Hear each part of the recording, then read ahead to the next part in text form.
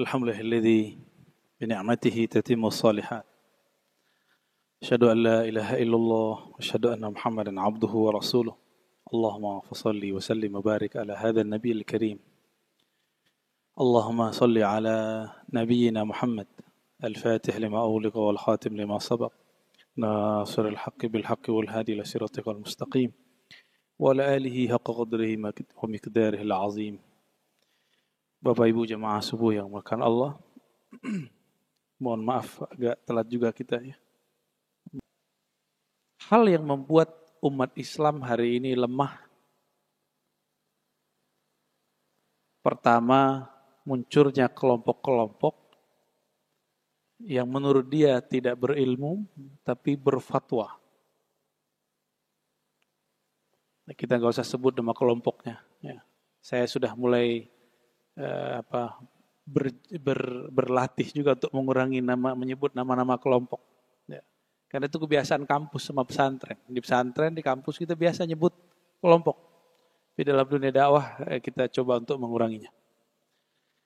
Dan yang kedua, beliau menyampaikan juga karena umat Islam mengharamkan ilmu-ilmu yang dapat dijadikan senjata. Ilmu apa itu? Ilmu yang bisa memperkuat kita dalam berdiskusi, berdebat. Ilmu apa Pak kira-kira namanya? Ilmu mantik, logika, dan filsafat. Itu pandangan beliau. Beliau S1-nya seingat saya di Mesir. Dan di Mesir itu memang para masyayikh menganjurkan murid-muridnya untuk belajar dua ilmu ini. Ilmu mantik, logika dan filsafat. Dulu ilmu ini diharamkan oleh salah satu pergerakan agama. Ilmu mantik logika. Sampai-sampai dulu para filosof-filosof Yunani itu diburu. Larilah mereka ke Siprus, ada satu pulau, lalu mereka bawa manuskrip, tulisan lama, tulisan tangan. Manuskrip itu kemudian ditemukan oleh khalifah kedua di masa Abbasiyah, tahun 130 Hijriah. Di masa-masa itulah kemudian muncul kebangkitan mazhab dalam Islam. Jadi muncul mazhab Abu Hanifah, bukan karena filsafatnya, tapi karena dorongan muncul ajaran baru, gimana cara menolaknya. Muncullah kemudian ilmu-ilmu. Ya. Imam Abu Hanifah. Ya. Abu Hanifah ini beliau masih bertemu sahabat Rasulullah, Sayyidina Anas. Abu Hanifah wafat tahun 150 Hijriah. Dulu di zamannya beliau lebih banyak dikritik orang. Hatta imam kita setelah beliau ini wafat, Imam Abu Hanifah, itu murid-murid Abu Hanifah itu dikalahkan kebanyakan oleh Imam Syafi'i. Imam Abu Hanifah ini mazhabnya sekarang banyak dipakai di Eropa, dibawa oleh kawan-kawan dari Turki, dari India, dari Pakistan. Ya. Di Indonesia, alhamdulillah yang kita pakai mazhab Syafi'i. Nah, disinilah muncul nanti pertanyaan-pertanyaan unik. Apa kata kawan saya? Ngapain ikut mazhab? Langsung saja kepada Rasulullah. Gimana Pak cara jawabnya? Benar ya? Benar gak tuh kalam? Kayaknya benar ya. Ngapain pakai imam mazhab? Langsung saja kepada Al-Quran. Langsung saja kepada sunnah. Gimana cara jawabnya? Cara jawabnya gampang. Bapak bisa gak baca Quran kalau gak ada guru yang mengajarkan Quran? Bisa gak? Baru cara baca, belum cara memahami. Alif bata. Iqra, tilawati, qiraati, nama-namanya sekarang macam-macam. Metode Baghdadi. Yang dulu pakai ejaan an, in, un, ban, bin, bun. Jadi logika ini termakan oleh orang yang enggak mengerti apa sebenarnya. Ngapain ikut imam? Langsung saja kepada Al-Quran. Padahal Al-Quran itu juga lewat imam. Imam kita tadi membaca surah Al-Qur'an, surah-surah dalam Al-Quran dalam riwayat Imam Hafs dari Asim. Makanya tadi basmalahnya dijaharkan nggak? Benar. Itu Imam Asim. Imam Asim ini meriwayatkan dari guru-gurunya bersambung kepada Rasulullah bahwa Rasulullah mengeraskan bacaan basmalah. Begitu. Berarti Quran nyampe ke kita lewat imam, itu baru cara baca. Muncullah namanya ilmu qiraat. Qiraat itu ilmu yang saya aja nggak kuat mau menguasainya karena butuh ketelatenan. Ya, alhamdulillah saya ngajar di tempat yang itu dosen-dosennya ahli kebanyakan tuh. 50% itu mereka ahli itu. Saya ngambil berkah aja. Saya ngambil bagian yang kritik terhadap orientalis barat yang mengkaji Quran. Itu yang saya ambil. Nah, ilmu ini perlu langsung. Disebutkan oleh Syekh Al-Kattani bahwa ada beberapa ilmu yang mesti pakai guru. Nggak boleh nggak pakai guru. Satu, ilmu membaca atau mempelajari Al-Quran. Makanya saya walaupun ada sekarang metodologi baca Quran, itu nggak bisa, Pak. Itu cuma untuk memperkuat. Mesti ada gurunya. Karena Quran itu satu hurufnya harus ditirukan dari mulut gurunya. Cara baca A, Ba. Kalau kita kan baca Ba, mulutnya nggak kebuka. Ba, nah gitu aja ya.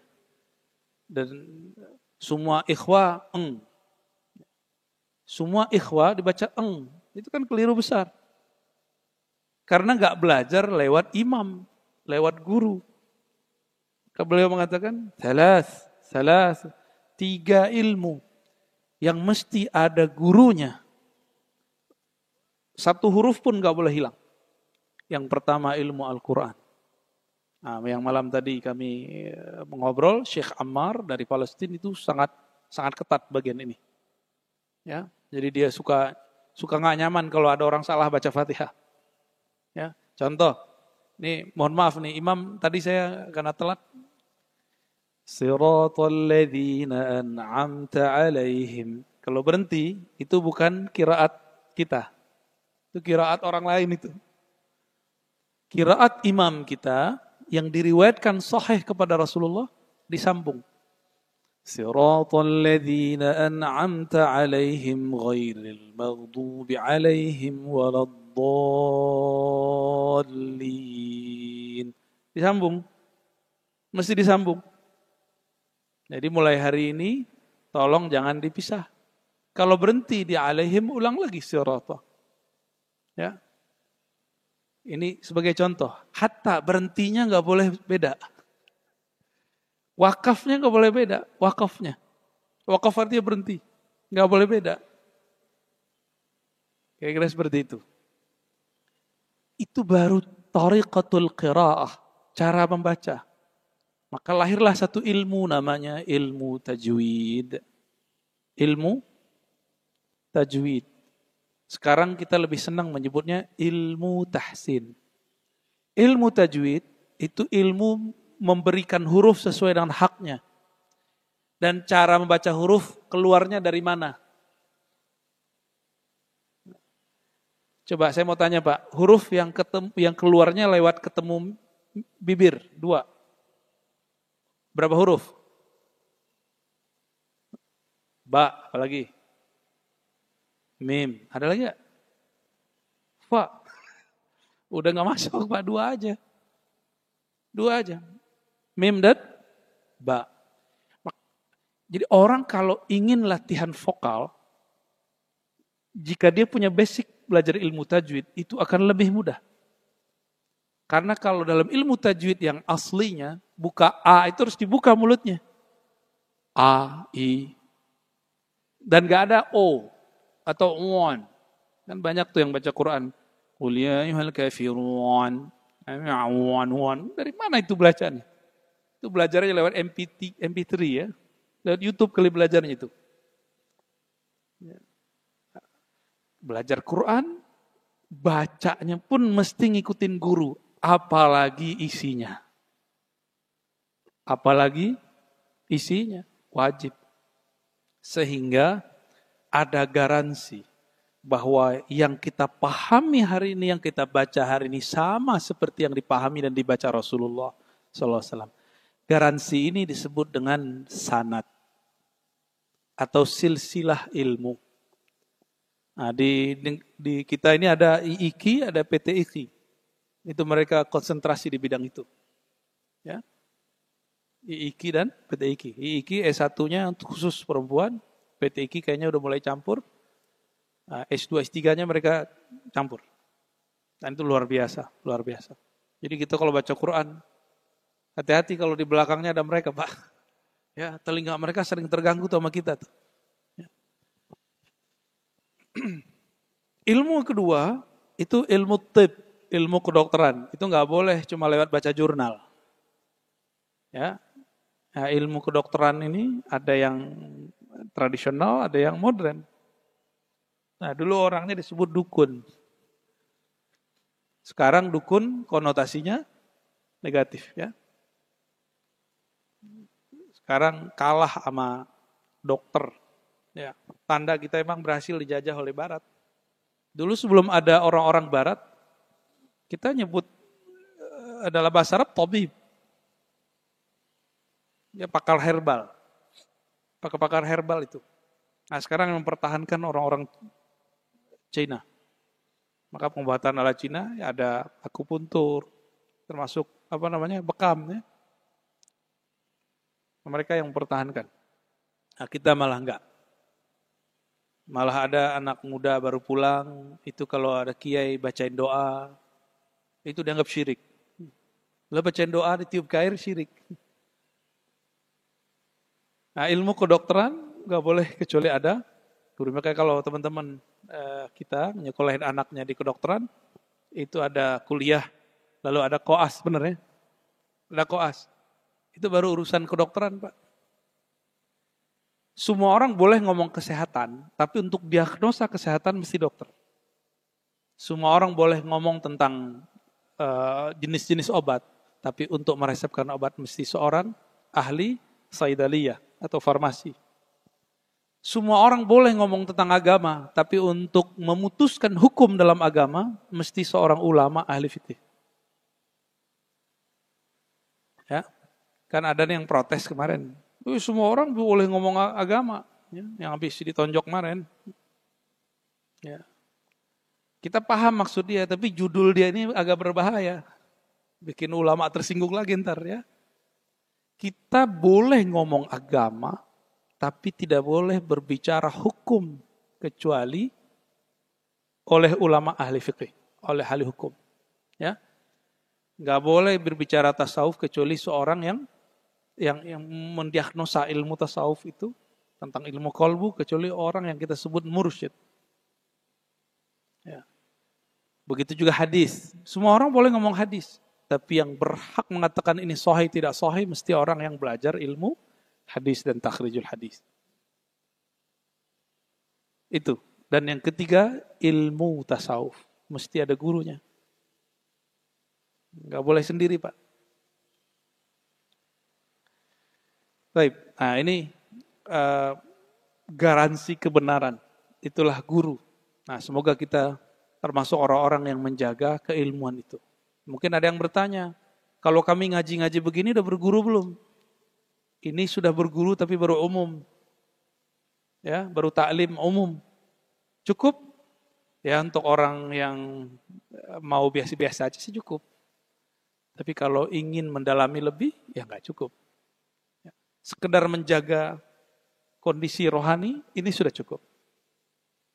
Ya, Bapak pengajian di sini hari apa aja? Sabtu, Minggu. Ya, nanti ada lagi yang ngomong, Ustadz, nggak boleh ngomong Minggu. Ya, ada yang ngomong gitu nggak? Hah? Sabtu yang nyebut Sabtu orang Yahudi apa orang Islam? Sabat itu orang Yahudi. Kalau Yahudi boleh nyebut Sabtu, kita nyebut hari Sabtu, kenapa nggak boleh nyebut Minggu? Cuma karena orang gereja dulu nyebut Minggu.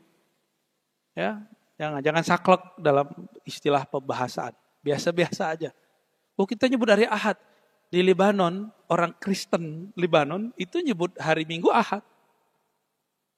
Di Mesir, Kristen Koptik nyebut hari Minggu Ahad.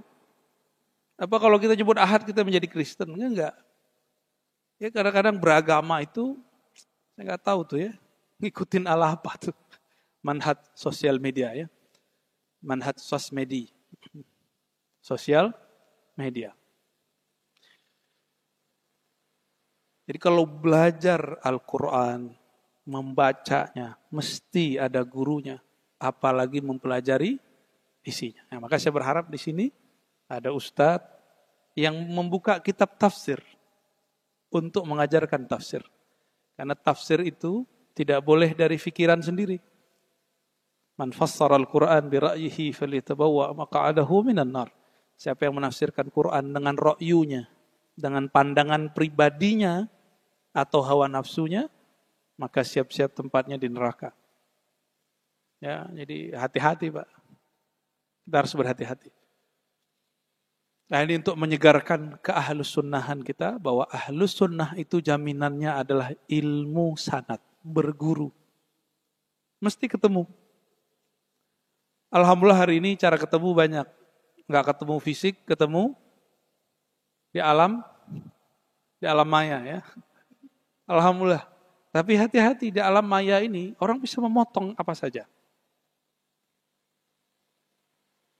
Ini yang kemudian berbahaya. Sehingga nanti Bapak suuzon kepada seorang alim, seorang ulama, cuma karena potongan tertentu. Disitulah nuzi'at ankumul barakah. Allah cabut dari kita keberkahan. Karena sudah mulai suuzon. Ya? Nah, ini yang kemudian yang membuat kita khawatir kalau orang belajar lewat sosial media. Ya. Karena sosial media sudah diisi oleh orang-orang yang kajiannya nggak jelas, maka kita wajib, para ulama, para ustadz, pengurus masjid, orang yang aktif dalam dunia dakwah, mesti mengisi kekosongan itu. Kalau enggak kita dosa. Fardu kifayah. Fardu kifayah. Ya. Jadi kajian-kajian kita Ahlus Sunnah mesti direkam, Pak, atau disiarkan live. Supaya bisa dinikmati oleh orang-orang yang jauh. Ya. Bukan thalabus syuhrah, bukan pengen viral. Emang enak viral, Pak? Gak enak, ya, bukan. Tapi kita ingin memviralkan Allah Subhanahu wa Ta'ala. In tansurullah yansurkum. Jika engkau membantu agama Allah, Allah bantu engkau. Ya, oleh karena itu juga guru kami dulu, salah satu mursyid rohani saya, dulu waktu saya masih remaja, bilang ya, kamu kalau belum berlatih khalwat namanya, 7 kali kamu belum boleh berdakwah Ar-Razi. Gitu. Saya pegang-pegang kalimat itu. 7 kali latihan. Ini versi beliau. Akhirnya kita ikuti, kita kemudian selesai syekh ini, kita ganti syekh ini. Sampai kemudian kolbu itu bening, tapi dia akan tertutup oleh ambisi nafsiyah, nafs jiwa. Jiwa ini yang menutupi kolbu namanya an-nafs al-ammarah bisu. Jiwa yang cenderung ngajak kepada keburukan. Keburukan itu ada 3. Keburukan hewan ternak, hewan buas, keburukan syaitan. Hewan ternak nafsu, syahwat. Buas pengen menguasai orang lain, ingin mengalahkan orang lain, marah-marah kerjaannya. Sedangkan nafsu syaitan ingin menipu orang lain. Nah, ini orang-orang yang konspirasi. Aktor-aktor intelektual yang mencoba untuk ngaduk-ngaduk orang. Mau dia ustadz katanya. Mau dia ngaku habib. Tapi jika dia mengadu-adu umat. Dia ngaduk-ngaduk umat. Itu di dalam dirinya. Itu bukanlah nafs. Nafs yang mutmainnah, zakiyah. Jiwa yang bersih. Tapi di dalamnya adalah an-nafs asy-syaitaniyah. Jiwa setan. Karena setan itu karakternya untuk apa? Yuqi'a bainakum. Ingin membuat kamu ya, bertengkar ya. Adawah, bertengkar, bermusuh-musuhan. Sering nggak Pak lihat, mohon maaf, teman kita hijrah malah musuhin kita. Tuh kena tuh. Kok malah dekat dalam beragama, malah tambah tengkar. Belajar Islam kok malah tambah nggak selamat. Nah ini ciri-ciri kalau nafsnya belum dibersihkan. Jiwa ini jika belum dibersihkan, yang tadi karakter, ya, syahwat, emosi, setan ini, kalau belum dibersihkan, orangnya belajar ilmu. Ilmunya nambah, emosinya nambah. Ilmunya nambah, sombongnya nambah. Ilmunya nambah, akal bulusnya nambah. Inilah yang dikatakan oleh para ulama dari dulu, ittaqu zallatal alim, ittaqu hasadal ulama. Hati-hati hasadnya orang-orang alim. Nah ini pelajaran buat saya Pak. Kalau saya ingin jadi orang alim, jangan sampai kita bawa ayat-ayat untuk ngaduk-ngaduk umat. Ya, saya minta ampun kepada Allah jika pernah melakukan itu, ya, secara lisan ataupun perbuatan. Pernah kepikiran nggak belajar agama kok tambah ruwet? Pernah ketemu sahib begitu? Hijrah kok malah tambah kacau hidupnya. Bener ya? Dia keluar dari kerjaannya, jadi nggak jelas nafkah istrinya, dia anggap ini bener. Tengkar sama guru lamanya, nggak mau lagi duduk bersama kawan-kawannya. Itu banyak hari ini. Padahal innamal mu'minuna ikhwah. Orang beriman itu hanya mereka lah yang benar-benar bersaudara. Iman itu sederhana aja. Masih ada di kolbu kita la ilaha illallah Muhammadur Rasulullah. Udah mu'min. Kita harus jaga persaudaraan dengan mereka. Siapapun mereka. Berbeda mazhab tidak masalah. Apalagi cuma berbeda masalah sarung agak naik dikit sama kurang dikit. Ya. Cuma masalah jenggot, cuma masalah yasinan, kan lucu Pak. Dulu di zaman Rasulullah orang gak pernah tengkar masalah yasinan. Nabi cuma ngomong iqra'u yasin dalam mautaku, bacakan yasin doa orang meninggal. Gak ada debat-debat. Oh hadis dhaif. Nah, itu kan perkataan hadis setelahnya. Dulu gak ada orang debat itu. Kita yang debat. Kita yang ribet. Karena karakter di dalam ini pengen rusuh, ketemu masalah apa aja ingin rusuh. Nah, semoga ke depan muncul dai-dai ulama-ulama yang bisa mengademkan umatnya. Amin ya rabbal alamin. Ya. Ahlus sunnah wal jamaah ini cakupannya ada 4. Ini saya sudah sering sampaikan karena sudah lama, udah hampir 2 bulan ya kita nggak aktif, jarang kajian. Ahlus sunnah itu sesuai dengan hadis Jibril, hadis Sahih Muslim pertama, bab pertama, nomor pertama, Kitabul Iman, bahwa beragama itu mesti pertama akidah, yang kedua ibadah, yang ketiga ma'rifah, yang keempat akhiruz zaman. Ada 4 Pak. Pertama akidah, yang kedua ibadah, yang ketiga ma'rifah, yang terakhir akhiruz zaman. Ya. Apa maksud yang pertama? Ini kesimpulan daripada hadis itu, hadis 2 halaman. Ya, saya simpulkan aja. Ya. Pertama akidah, yang kita sebut hari ini rukun iman. Rukun bahasa Arab artinya tiang. Dan dalam rukun tersebut, Sayyidina Nabi SAW menyebutkan bahwa iman itu artinya tasdik di kolbu. Ini hati-hati. Ini orang kadang-kadang nanti akan menyebut beda iman cuma karena beda mazhab dan politik. Karena sudah mau dekat 2024, saya ingat-ingatin lagi Pak. Ya. Apa itu iman? Tolong dihafalkan. Iman itu dibagi 2. Pertama asal, pokok. Yang kedua cabang. Asal iman, bahasa Arabnya aslul iman at-tasdiq. Pokok iman, asalnya iman adalah membenarkan atau percaya. Percaya kepada Allah? Percaya Pak? Percaya dengan semua kesempurnaan Allah? Masalah nanti kita berbeda makna Allah istawa, itu lain cerita. Yang penting percaya kepada Allah dan semua kesempurnaan Allah, ada titik. Di zaman sahabat orang tidak pernah berdebat mengenai apa makna Allah turun, gak ada debat.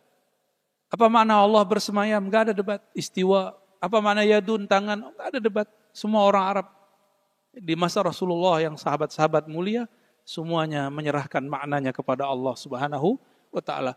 Ruh makhluk atau tidak, gak ada pembahasan. Di Quran cukup dikatakan, aku hembuskan ruh, selesai. Gak ada perdebatan makhluk gak makhluk. Sekarang orang rame. Benar gak? Ini akidah.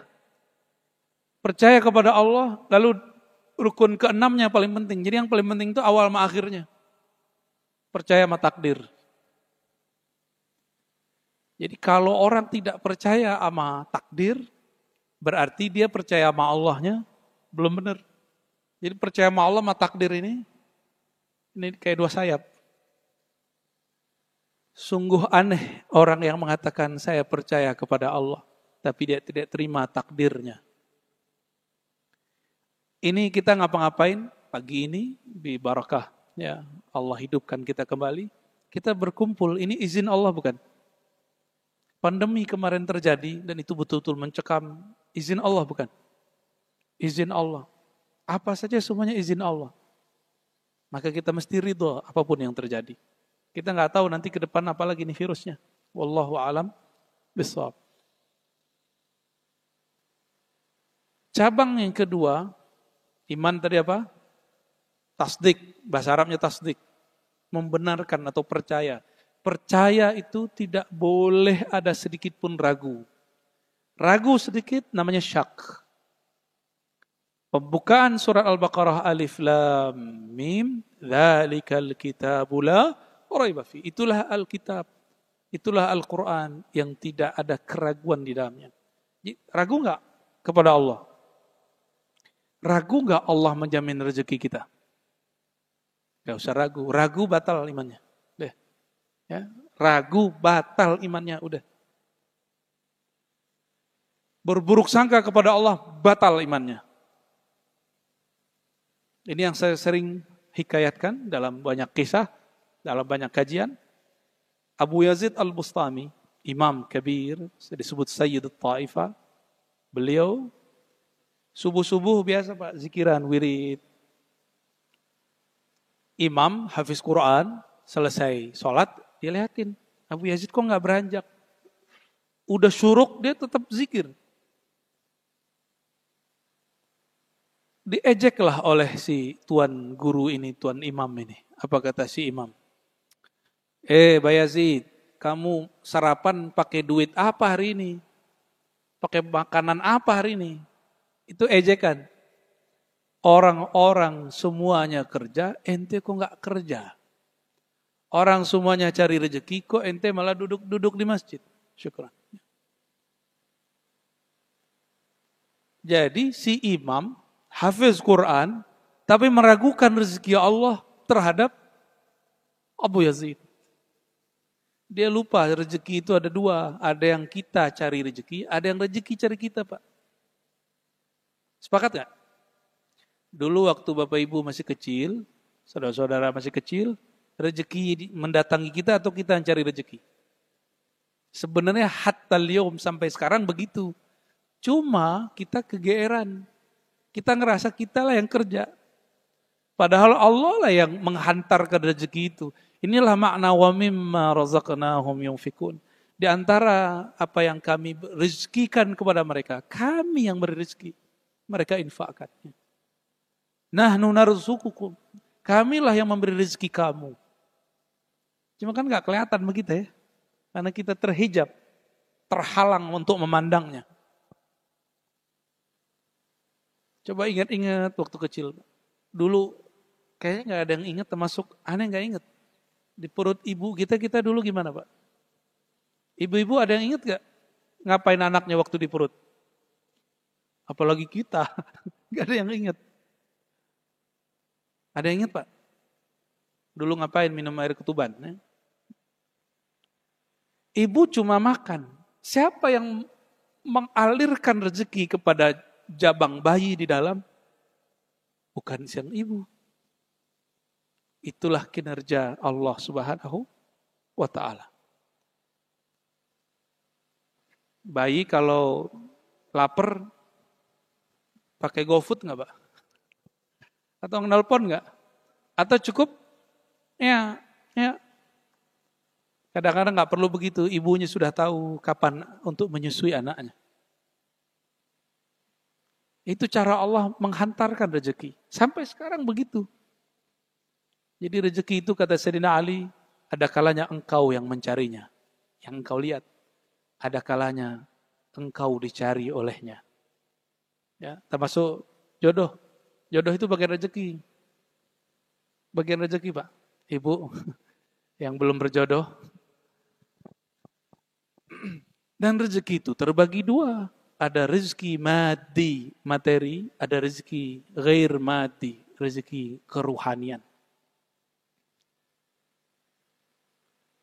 Apa contohnya rohani? Kajian-kajian yang dapat menenangkan kolbu, melapangkan pikiran, itu termasuk kajian-kajian yang disebut rezeki rohani. Imam kita hafiz Quran, itu rezeki rohani. Ustadz kita ngerti isi Quran, itu lebih tinggi lagi dari hafiz.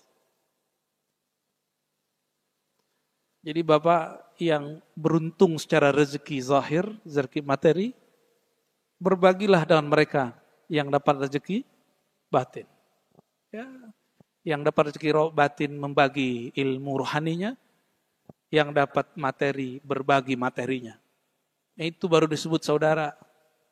Ya, baru disebut saudara. Makanya di dalam Al-Quran, hadis ya, kalau di hadis lebih jelas. Man katama ilman uljima bilijabin minan nar.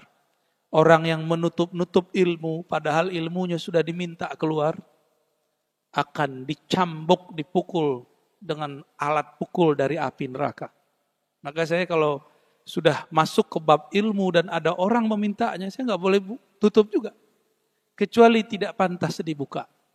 Maka kita katakan, kamu datang ke tempat saya hari ini, hari itu, nanti saya jelaskan. Nah itu ya. Suatu kali saya berguru kepada Syekh Badi' Sayyid Al-Lahab, ngaji ilmu hadis. Lalu saya bertanya bab yang ternyata itu bab pertengahan di kitab. Kita baru 1/4. Apa kata beliau? Isbir ya akhi. Sabar Tuan. Ya. Sabar saudaraku. Ya. InsyaAllah ba'da salasati abwab, ya, sanatakallaman. Setelah 3 bab nanti kita akan ngomongin masalah itu. Ini orang baru hijrah, udah berani ngomong sunnah bid'ah. Padahal sunnah bid'ah itu bukan wilayah orang awam. Sunnah bid'ah wilayah ahli hukum. Ustadz dibentak. Bid'ah ini. Ustadz. Lah Ustadz dibilangin. Gimana Pak? Udah ngeliat begitu belum? Duh, kalau saya sering digituin orang. Ya. Ustadz ini sesat. Saya tanya balik, yang Ustadz aneh apa ente? Bingung juga dia. Nah kadang-kadang kita sering menggurui, padahal posisi kita waktu itu bukan guru. Kalau sekarang kan saya emang disuruh jadi guru Pak ya. Jadi emang Bapak terima gitu. Kita omongin begini Bapak terima. Itu sebabnya kenapa suami istri, karena belum tentu guru, itu sulit menerima kebenaran. Bapak-bapaknya agak gengsi sama ibu-ibu. Ibu kan rajin ngaji ya. Tapi kalau disampaikan dari bapak-bapak, dari ibu-ibu, agak ribet. Bapak ibu yang makan Allah, jamaah subuh yang diberkahi Allah, itu akidah. Nah cabang keduanya, tasdik itu, punya cabang dia nanti, namanya ikrar dan amal. Jadi iman itu tadi ada pokok, ada cabang. Ikrar, kita ikrarkan, saya beriman, saya percaya. Lalu kita beramal. Tolong diingat, ikrar dan amal, amal zahir ini bisa bertambah, bisa berkurang, bisa naik, bisa turun. Tapi tasdik percaya di kolbu tidak boleh bertambah, tidak boleh berkurang. Maka iman yang pokok tidak boleh naik, tidak boleh turun, mesti dia stabil. Tapi iman dalam pengertian ikrar, zikir, amal, dia boleh naik, nambah, boleh kurang atau turun. Bapak malam tadi tidak tahajud, berarti iman amalnya lagi turun. Tapi boleh nggak saya dengan kurangnya zikir, lalu berkurang yakin? Nah, kebanyakan orang awam di sini. Turunannya nanti apa? Turunannya nanti sampai ke bab bermasyarakat, berbangsa, bernegara. Ini termasuk ke amal. Ahlus sunnah membedakan tadi yang pokok dan cabang. Supaya apa? Nanti kalau berbeda aliran politik, berbeda mazhab, bukan berbeda iman. Ini masuk kota Depok apa Jaksel? Depok. Oh, sama kita berarti Pak ya. Beda politik, beda iman nggak? Gimana? Tapi kita pernah diuji masalah ini nggak? Cuma karena beda politik, kita kemudian menganggap beda iman. Dan itu masalah di semua negeri orang-orang Islam. Dari zaman Sayyidina Ali dikafirkan karena beliau mengalah dalam bab politik. Muawiyah dikafirkan karena beliau menggunakan diplomasi dalam politik.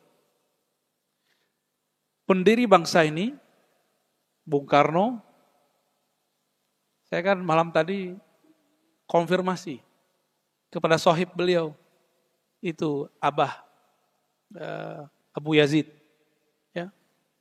Bah, benarkah Soekarno itu wali? Menurut Abah. Oh iya, wali Allah. Gimana Pak? Oh ini bukan masalah partainya apa, partai anaknya apa, itu saya nggak ada urusannya. Partai anaknya kan macam-macam. Dulu ada siapa gitu ya, beda-beda partai anak, itu saya nggak ada urusan. Saya cuma berurusan dengan sejarahnya dan persaksian ulama tentang itu. Namun Soekarno, karena dia dulu melihat majelis konstituante itu nggak berhasil buat dekret, lalu mengajukan manhajul jama'i wa taufik, menggabung beberapa ideologi yang disebut NASAKOM. Waktu itu saya diceritakan oleh salah seorang habib, seandainya salah satu organisasi besar di negeri ini tidak mendampingi Soekarno, maka yang terjadi cuma NAKOM. Apa? NASA. Oh, gimana? NASA, KOM. NASKOM jadinya. A-nya hilang. Maksudnya apa? Kalau tidak ada ulama yang dulu membersamai beliau, cuma nasionalis, komunis. Maka majulah para masyaikh ya, seperti Mbah Kiai Wahab Hasbullah. Saya sudah ziarah ke sana sebelum Ramadan. Beliau kemudian dengan tegar membersama itu. Dan ya, tentu hasil diskusi. Maksud kamu ada kom ini apa? Komunis tidak bertuhan atau cuma semacam ideologi? Ideologi politik. Ramai itu. Akhirnya Mbah Abdul Wahab Hasbullah pun dituduh komunis. Tapi yang korban komunis dulu siapa? Ulama-ulama ahlus sunnah. Orang-orang ya, pesantren, kiai pesantren dulu dibunuh oleh mereka. Yang sekarang kita tuduh mereka juga komunis. Jadi tema ini agak sensitif dari dulu. Ya.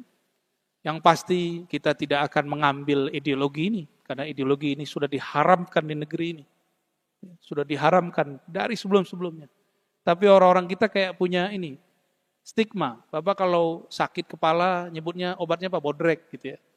Apalagi Pak kalau apa namanya itu? biar nggak masuk angin, itu dioles apa?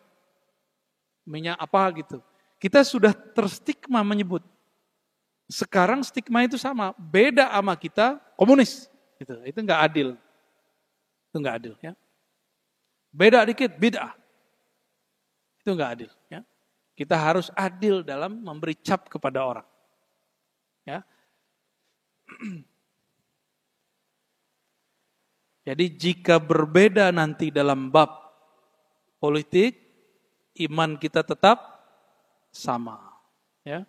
Jangan sampai masjid kita ini nanti salah satu masjid yang bertengkar masalah itu. Ya. Mohon dipesankan kepada semua ustadz yang ngajar. Kita ngomong politik, politik akhlak, politik praktis, cukup ahli politik di luar masjid. Di sini hanya ngomong politik akhlak. Ini ada rahasia, Pak. Berpolitik berkuasa sebenarnya salah satu jalan menjadi kekasih Allah. Makanya 7 golongan yang dilindungi Allah pada hari kiamat. Nomor pertamanya bukan ulama. Nomor pertamanya siapa? Imamun adil. Pemimpin yang adil. Makanya ujiannya paling berat. Nabi juga mengatakan ya, orang-orang yang paling sial, paling banyak dibenci di akhir zaman, itu orang-orang yang mengambil kepemimpinan. Benar ya? Nah, kita doakan para ulama kita, pemimpin-pemimpin kita semuanya dijaga oleh Allah Subhanahu wa taala, ya. Yang kedua, tadi akidah, yang kedua ibadah. Nah, ibadah inilah yang diriwayatkan oleh ulama mazhab. Muncullah 4 mazhab. Di sini tadi pakai kudut? Pakai. Orang yang salah faham dikira, oh itu Imam Syafi'i. Yang tidak faham menganggap berkunut itu cara sholat Imam Syafi'i. Bukan cara sholat Nabi. Nah ini logika yang kacau itu. Nabi itu cara sholatnya sangat beragam. Kadang beliau berkunut, kadang tidak berkunut. Nah, Imam Syafi'i, karena ada 2 riwayat yang berbeda, beliau mengambil satu riwayat bahwa Nabi tidak pernah meninggalkan kunut sampai wafat. Beliau ngambil riwayat itu. Atas dasar itulah dari mazhab Syafi'i, kemudian kunut menjadi salah satu hal yang utama di waktu subuh. Beliau tahu kalau ada riwayat bahwa Nabi tidak berkunut, ngerti. Cuma ada riwayat bahwa Nabi ya, tidak meninggalkan kunut hatta yafruqa minad dunya, sampai kemudian wafat. Nah, Bapak sering menyebut hadis riwayat Bukhari, Muslim, Abu Daud, Tirmizi. Itu namanya riwayat teks hadis. Mazhab Imam Bukhari, mazhab Imam Muslim, kalau boleh disebut. Itu riwayat teks hadis. Pemahaman hadis itu diriwayatkan lewat ilmu fikih. Pemahaman hukum. Maka jika disebut mazhab Syafi'i, boleh juga kita artikan pemahaman yang diriwayatkan Imam Syafi'i yang bersambung kepada Rasulullah Sallallahu Alaihi Wasallam. Jadi orang yang bermazhab Syafi'i ikut Rasulullah Sallallahu Alaihi Wasallam. Sebagaimana orang ikut Imam Bukhari ikut Rasulullah. Ngapain ikut Syafi'i, Bukhari aja? Ada yang ngomong gitu? Imam Bukhari murid dari muridnya Imam Syafi'i. Ya, jangan kebalik-balik. Beliau berguru kepada Al-Humaidi. Al-Humaidi adalah murid dari Imam Syafi'i. Kita ngiranya Bukhari sezaman sama Nabi. Enggak. Yang lebih dekat zamannya dengan Nabi, Imam Syafi'i. Ya. Dan yang ketiga, ma'rifat. Ma'rifat inilah yang melahirkan satu ilmu yang disebut tasawuf. Semoga di sini sudah ada ustadznya yang mengkajar tasawuf. Udah Pak. Udah ada ya? Sim-sim. Dan yang afdal pakai kitab. Belajar tasawufnya pakai kitab. Risalah Kusyairiyah kah, Mukhtasar Ihya kah, Bidayatul Hidayah, apa saja. Yang penting ada kitabnya, biar nggak ngulang-ngulang. Saya alhamdulillah semenjak dari 2015 sampai sekarang concern menghidupkan kajian berbasis kitab, walaupun di masjid. Walaupun audiensnya tidak bisa baca kitab, nanti kita terjemahin. Ya, masa saya suruh bapak nyantri kan? Nyantri udah tua-tua gini kan lucu. Mau dimarahin gimana? Ya, ketemu saya santri saya kemarin. Nggak pernah ke luar negeri, Pak. Tapi sekarang jadi translator Syekh dari Palestina. Karena dulu hampir setiap hari sama kita ajar 1,5 jam sampai 2 jam dalam bahasa Arab. Jadi saya belajar bahasa Arab dan praktek itu enggak pekan Arab gitu enggak. Sehari cukup 2 jam, 1 jam. Itu sudah cukup. Nah, kita bersyukur, alhamdulillah. Enggak pernah kuliah di luar negeri, tapi menerjemahnya alhamdulillah lebih bagus. Alhamdulillah. Ya. Ini ilmu ma'rifat. Ma'rifat artinya mengenal Allah dengan kolbu atau ruhani. Ilmu ini puncak daripada Islam, iman atau ibadah dan akidah. Jika bapak, ibu, saya tidak mengenal Allah, maka sholat subuh terasa beban. Berzakat, bersedekah terasa beban. Tapi kalau sudah kenal Allah, jangankan subuh, tahajud pun terasa ringan. Duha terasa nikmat. Bersedekah terasa candu. Udah begitu belum, Pak? Belum ya? Berarti belum kenal Allah tuh. Baru percaya doang, belum kenal. Kenal belum, percaya udah. Dalam bahasa Arab, itu berbeda ma'rifat dengan i'tiqad. I'tiqad diyakini, dipantapkan. Sedangkan ma'rifat knowledge-nya, pengetahuannya. Mengenal Allah ini ada caranya. Ada dengan fisik, kita lihat alam, kita katakan ini perbuatan Allah. Nah, inilah wilayah sains. Agak lebih tinggi, filosof atau orang-orang yang ahli-ahli ilmu hikmah, bukan ilmu hikmah, hikmah kebijaksanaan. Mereka menggunakan akalnya. Atau ahli kalam, ahli akidah. Mereka mengenal Allah dengan akal. Tapi akal ini tidak bisa memikirkan sesuatu yang tidak pernah terlihat. Maka akal karena tidak pernah melihat Allah, dia perlu menganalogkan, mengkias-kiaskan, mencontohkan Allah itu gimana, sifatnya gimana. Seperti Bapak ini, kalau diceritakan masalah suatu benda makanan yang belum kita makan, teman kita kasih contoh, rasanya mirip sama ini, gitu. Contoh buah yang nggak ada di Indonesia, tapi ada di Eropa. Buah apa, Pak? Itu blueberry ya. Bener, nggak ada kan di Indonesia? Terus kita bilang mirip-mirip sama anggur. Kebayangnya anggur. Itu akal begitu. Akal seperti itu. Ya, akal perlu contoh-contoh analog. Tapi kalau mengenal Allah lewat akal capek. Karena Allah tidak dapat dipikirkan. Bapak coba mikirin Allah gila. Dipastikan gila. Allah itu hanya dapat dirasakan. Nah, rasa itu hanya muncul dari ma'rifat. Mengenal Allah subhanahu wa ta'ala. Karena ini urusannya ruh. Mesti belajar kepada orang yang mengerti ruh. Kolbu. Yang paling mengerti ruh dan kolbu adalah Rasulullah SAW. Dan orang yang terhubung kepada baginda Rasul SAW. Ilmu ini jika dalam ilmu ibadat namanya mazhab, dalam ilmu tasawuf disebut thariqah. Jadi jangan alergi kalau nyebut thariqat gitu. Jangan kemudian terstigma dalam hati, thariqat Naqsyabandi yang duluan puasa, bukan. Ya benar ya. Itu kita udah kena racun berita itu. Thariqat gila gitu. Belajar tasawuf gila untuk orang tua. Itu tua-tua belum belajar tasawuf. Ya benar ya? Belum Pak ya? Tar aja. Ya. Saya punya guru umur 80 ngajak muridnya belajar zikir. Dari masa tahun umur-umur mereka masih 20-an. Sekarang umur-umur muridnya sudah 70, beliau 80. Apa kata beliau? Yuk belajar zikir yuk. Talkin zikir yuk. Apa kata muridnya? Nanti aja tua, Pak Kiai. Dia lupa umurnya sudah 72, 74. Karena kebiasaan ngomong. Pak Kiai ntar aja tua, ntar aja tua, ntar aja tua. Udah pensiun. Sekarang bubar pengajiannya. Karena guru saya sudah nggak sanggup jalan-jalan jauh. Belajar hikam sama belajar Ihya Ulumuddin, satu dua kitab yang luar biasa.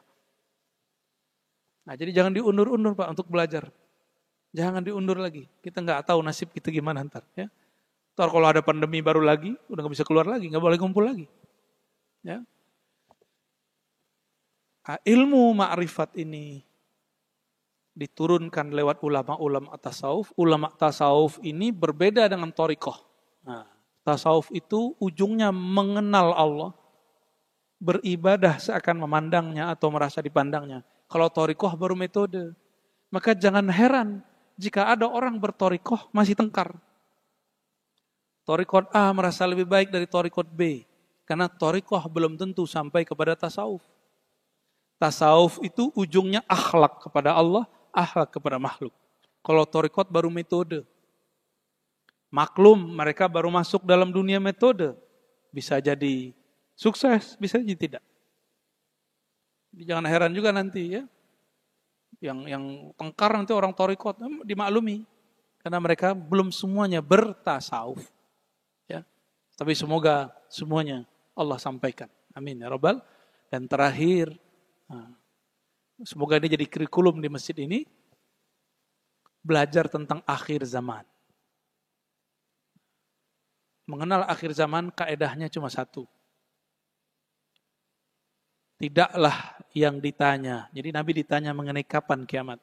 Nabi jawab, tidaklah yang ditanya lebih mengerti daripada yang bertanya.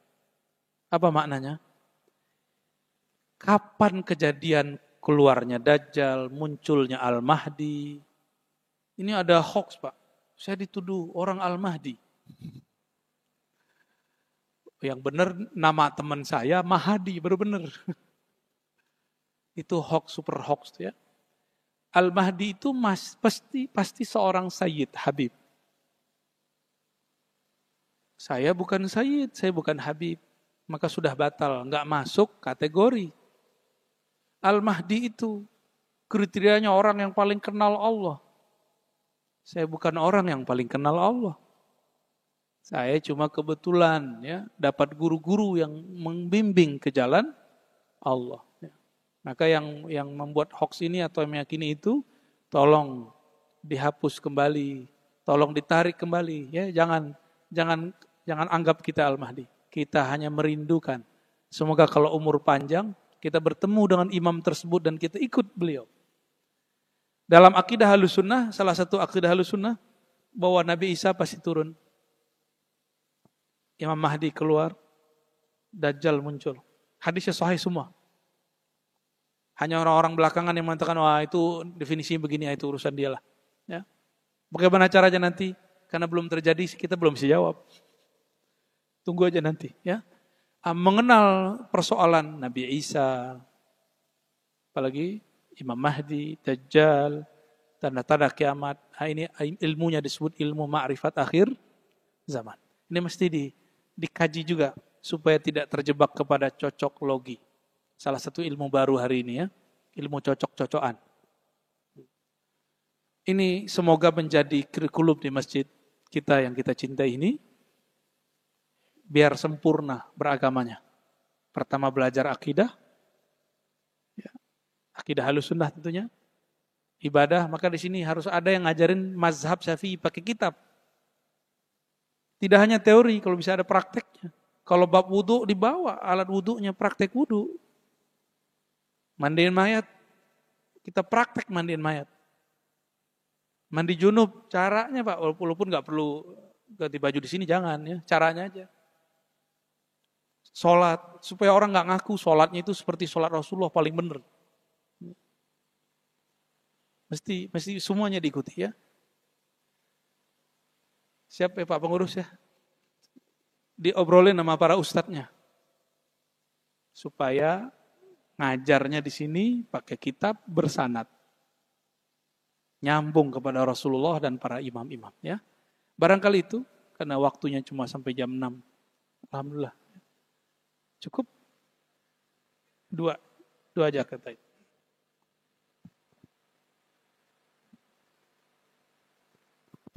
Ya, terima kasih Buya, luar biasa, memberi banyak ilmu dan pencerahan buat kita. Baik Bapak Ibu, kami beri kesempatan 2 penanya saja dengan 2 pertanyaan ya. Silakan.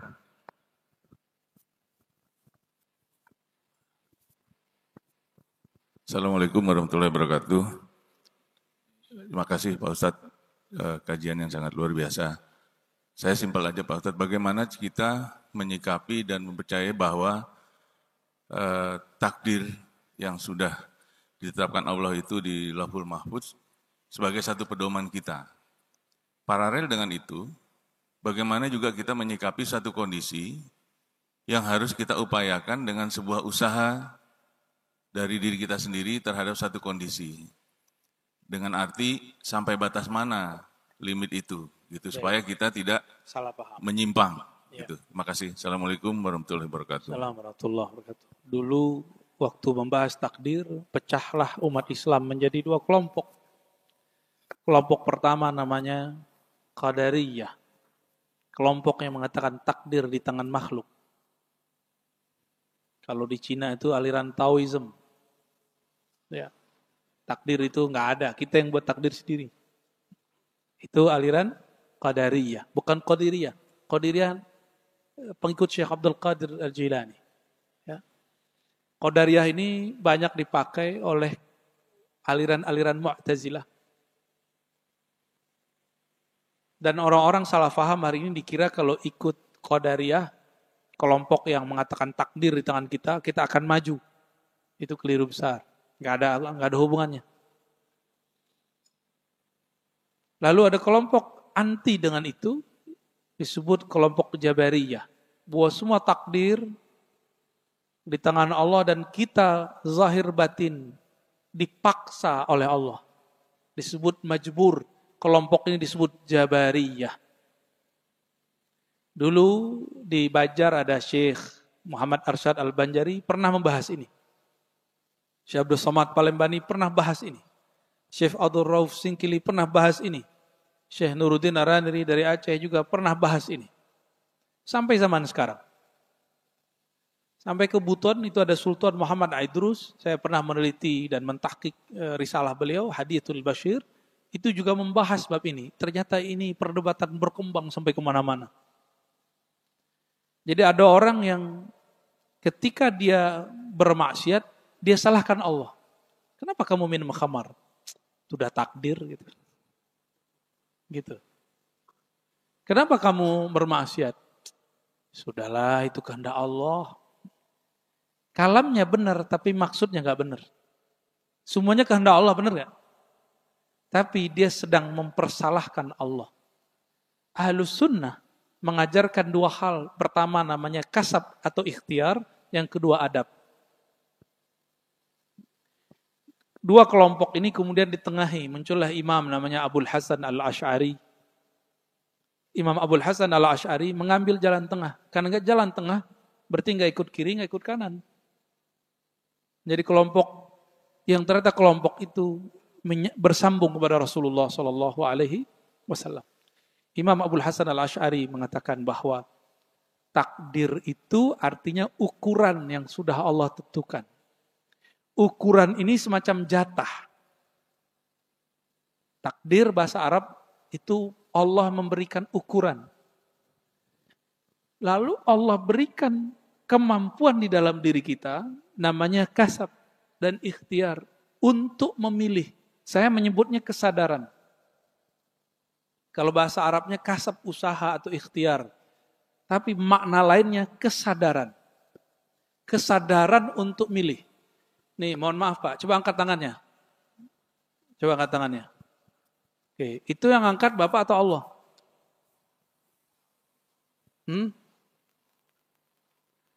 Kita memilih untuk mengangkat. Kalau Bapak jadiin gampar orang, itu yang gampar Bapak atau Allah?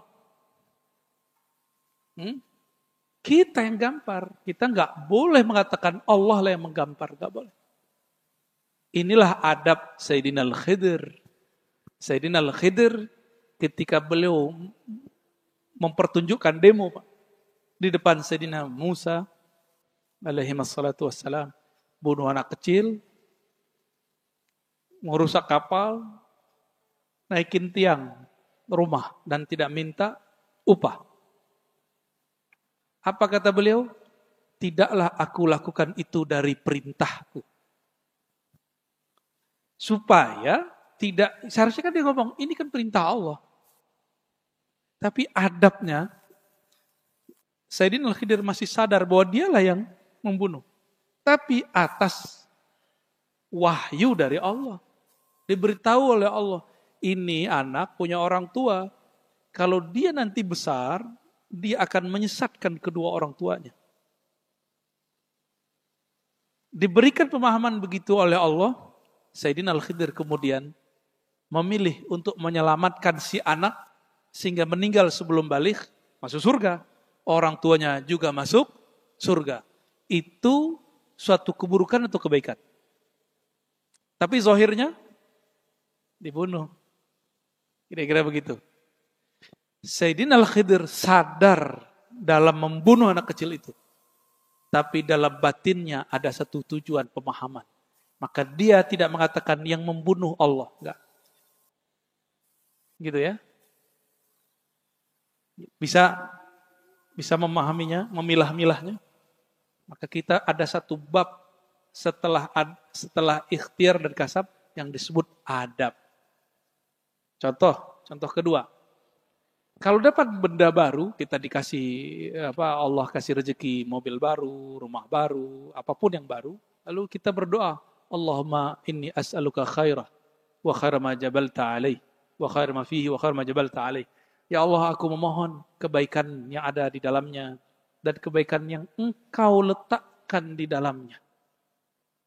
Tapi giliran buruk, kita nggak boleh ngomong, ya Allah, aku minta kebaikannya dan keburukannya dan keburukan yang Engkau letakkan, nggak boleh. Allahumma inni a'udzubika min syarriha wa min syarri ma fiha. Selesai. Nggak boleh ngomong wa min syarri ma jabalta fiha, dari keburukan yang Engkau taruh di dalamnya, nggak boleh. Itu bab adab. Inilah perbedaan akidah orang yang bermakrifat. Itulah gabungan antara akidah dan makrifat. Orang cuma belajar akidah, gak sopan pada Allah. Tuh jadi qadariyah mah. Jabarah itu mereka gak punya makrifat. Saya usut-usut, dari mana Imam Abul Hasan Asy'ari paham ini? Ternyata beliau pernah berguru kepada Imam Ruwaim, Imam Junaid al-Baghdadi. Pernah berguru kepada imam-imam ahli rohani. Imam-imam yang mengikuti pola-pola Nabiullah Khidir, yaitu ikhtiar dan adab. Gitu Pak.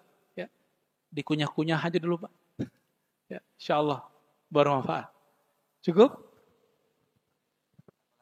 Satu lagi.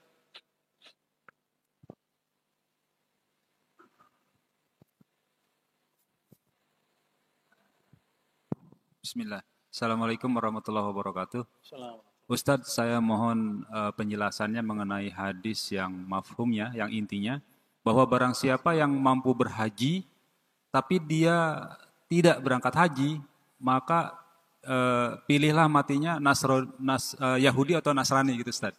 Mohon penjelasannya, hadis ini statusnya gimana? Sahih atau gimana? Atau apakah jadi kafir gitu Ustadz? Orang yang mampu haji tapi tidak berhaji. Terima kasih Ustadz. Assalamualaikum warahmatullahi wabarakatuh.